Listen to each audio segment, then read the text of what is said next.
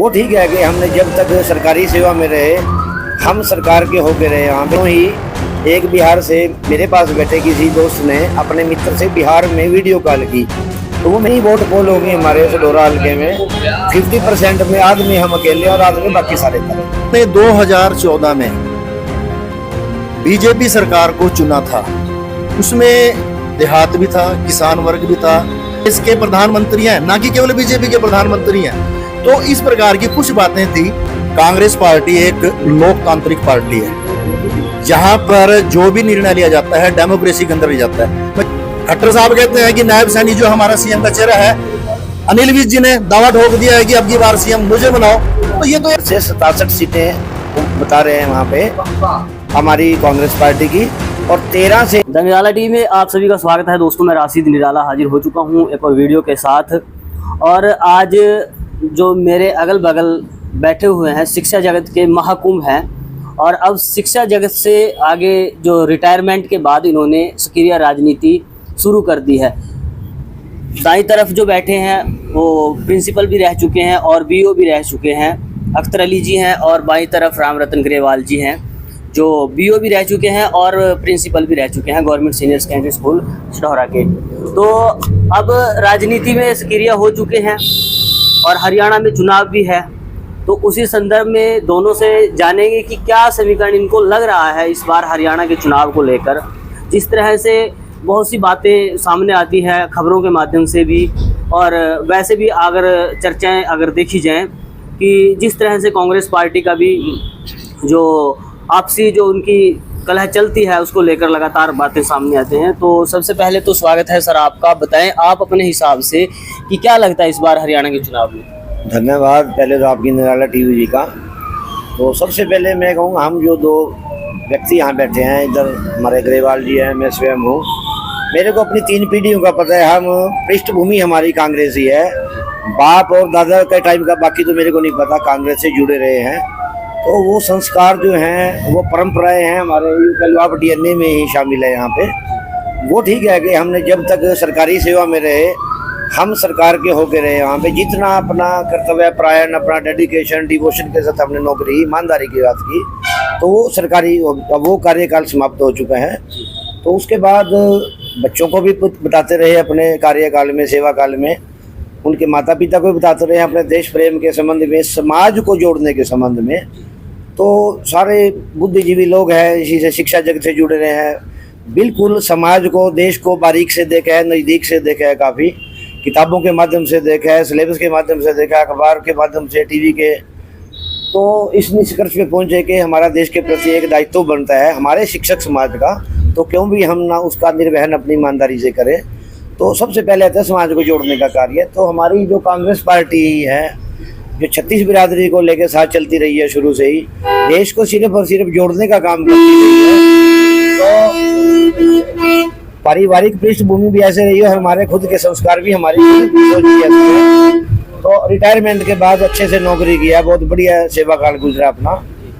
तो अब हमने सुना क्यों ना हम राजनीति में भी हम एक समाज को जोड़ने का काम करें, जिससे एक समाज के अंदर एक सकारात्मक, एक पॉजिटिव संदेश जाए। वहाँ पे अनजान था इस फील्ड से तो मैं, लेकिन चलो धीरे धीरे सीखने का काम है। मैंने ये सेवा का कार्य एक सेवादार के तौर पर संभाला है दफ्तर का।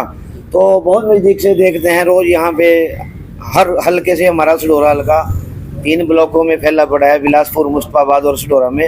From every nook and corner हर जगह से लोग आते हैं, उनके विचार लेते हैं, और मित्रता के तौर पे दूसरे दलों के लोग भी आ जाते हैं, तो सबके विचार लेते हैं। तो आज की तारीख में जो है हमारी जो वैसे भी है सब जगह ही है। अभी परसों ही एक बिहार से मेरे पास बैठे किसी दोस्त ने अपने मित्र से बिहार में वीडियो कॉल की, तो वो मेरे को भी जानता था जो बिहार में बैठा था। उन्हें मेरे को सबसे पहले बधाई दी कि अच्छी जगह बैठे हो, और वहीं से बैठे बताया कि हरियाणा में जो है कांग्रेसी सरकार बन रही है। जब बिहार में बैठे लोगों को पता है कि हरियाणा में कांग्रेसी सरकार बनने जा रही है, तो हमारे लोकल समाज को तो क्यों नहीं पता होगा।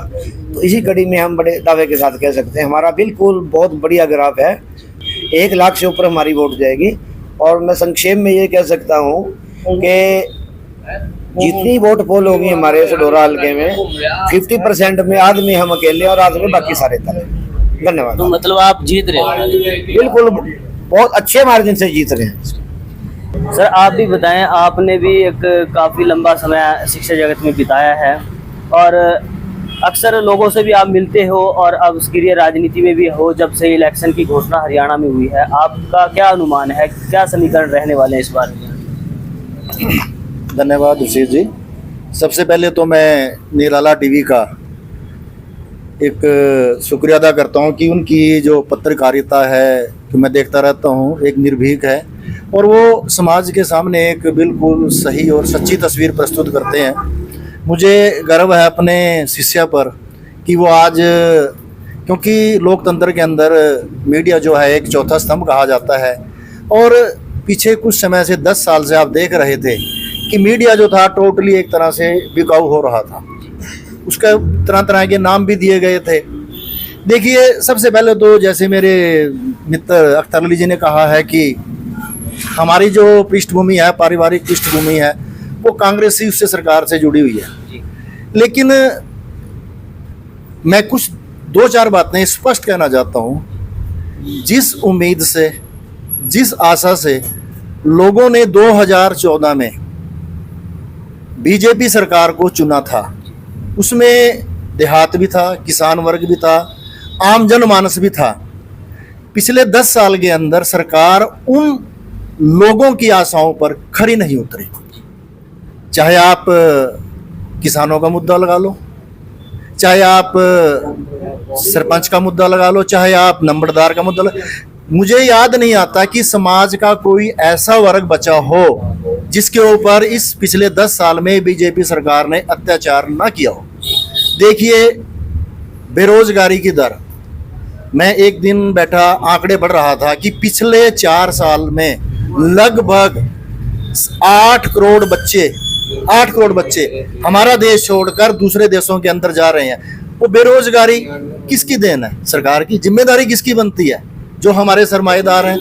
अब कई बार कुछ कहता था, सीएम के बारे में बात कहते थे, मैं तरक्कीदास कहता था, मोदी के बारे में कह देता था, तो एक बार में एक आरएसएस के एक महानुभाव मुझे कहने लगे कि आप हर बात के लिए सीएम को और पीएम को ब्लेम करते हो। मैंने कहा करेंगे भाई, वो हमारे मुखिया हैं, वो आपके जो खट्टर साहब हैं वो सीएम केवल आपके नहीं है, वो पूरे हरियाणा के सीएम है।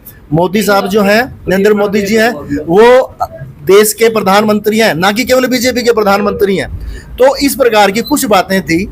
अब देखिए, लोगों की जो एक इच्छाएं थी, उस इच्छा पर ये सरकार सही नहीं उतरी और अपनी सेवानिवृत्ति के बाद हम तो अपने एक पारिवारिक जो पृष्ठभूमि है उसको आगे बढ़ा रहे हैं। हम सिर्फ एक बात कहते हैं कि आप पहचान कीजिए। आप पिछले कुछ समय से देख रहे हैं, आप एक आपसी हमारा जो भाईचारा है एक वैमनस्य के अंदर बदल गया है। अब मैं सुन रहा था, कल एक नारा चल रहा था निवाजी हरियाणा सडोरा कॉन्स्टिट्यूएंसी के अंदर, हाथी ये कर देगा वो कर देगा। मैंने फिर एक छोटा सा एक स्लोगन बनाया था। मेरे एक दोस्त पूछ रहे थे, वो बल्कि हम इस बात से हंस पड़े। मैंने कहा, चला जब हाथी मसल दिया फूल, बच गया पंजा, पीछे रह गई धूल। मैं चाहता हूँ मैं अपने सभी साथियों से इस माध्यम से, टीवी के माध्यम से कहूंगा कि अब बदलाव का दौर है। आपसे यही पुरजोर अपील करूंगा कि ज्यादा से ज्यादा 5 अक्टूबर को आप हाथ का बटन दबाकर कांग्रेस को मजबूत कीजिए, देश के अंदर एक लोकतांत्रिक प्रणाली को मजबूत कीजिए। देखिए, हो सकता है हमारी जो विधायक हैं रेणु बालाजी, पिछले टेन्योर में उनसे थोड़ी बहुत कुछ गलतियां हुई हैं, कोई बात नहीं, हम उनकी तरफ से आप लोगों को आश्वस्त करते हैं कि उन गलतियों की पुनरावृत्ति नहीं होगी। धन्यवाद।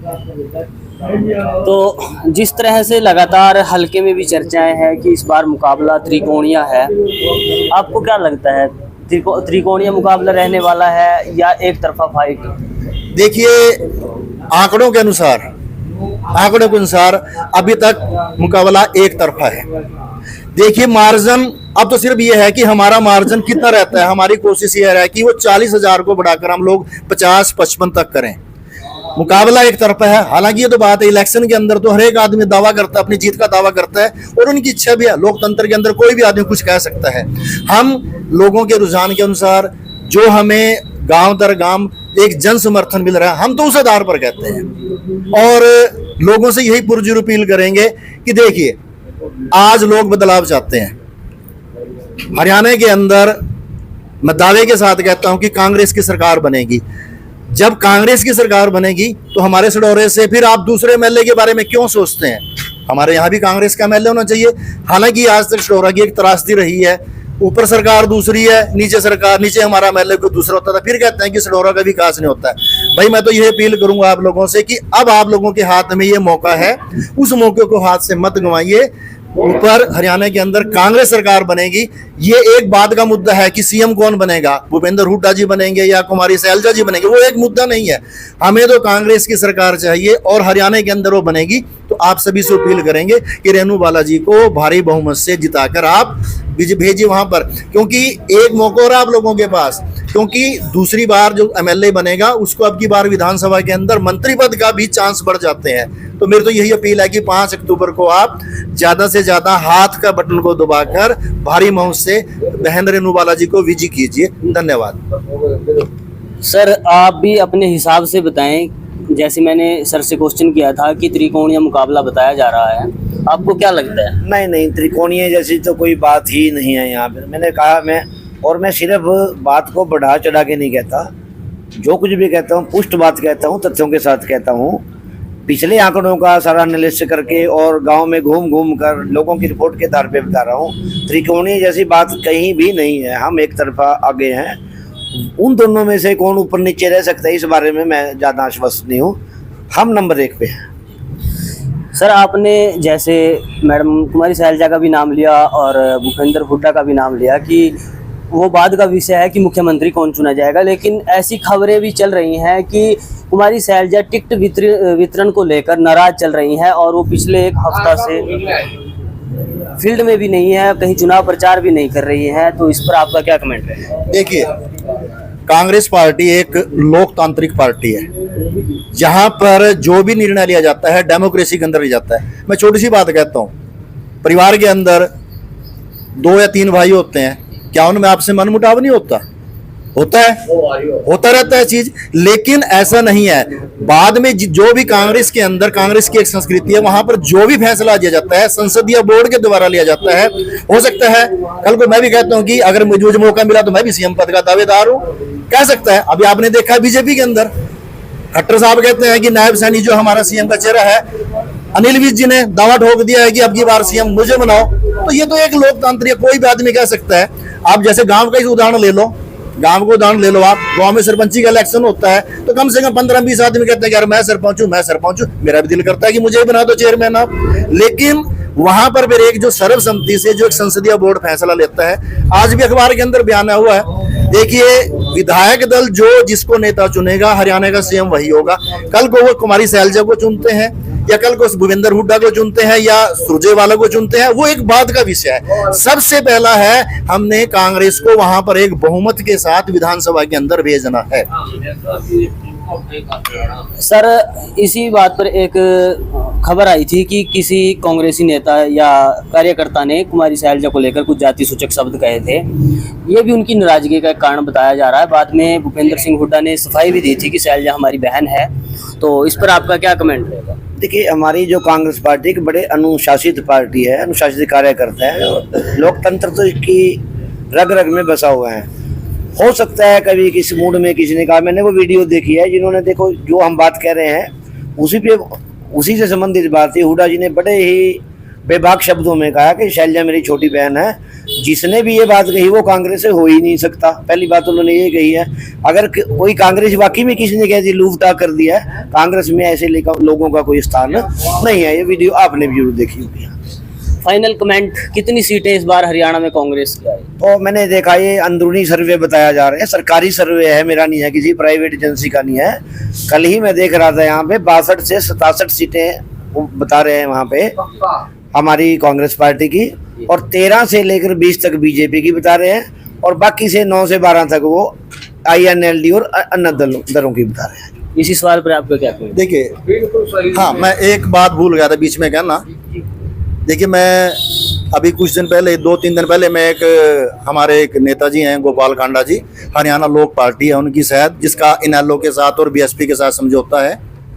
देखिए, गोपाल कांडा जी ने स्पष्ट तौर पर कहा है कि हम अगर बनते हैं तो हम बीजेपी को समर्थन करेंगे, मतलब यानी कि इनेलो और जो बीएसपी से, इनेलो और बीएसपी से जो भी कैंडिडेट जीतेगा वो सीधा सीधा इसका मतलब बीजेपी को समर्थन करेगा।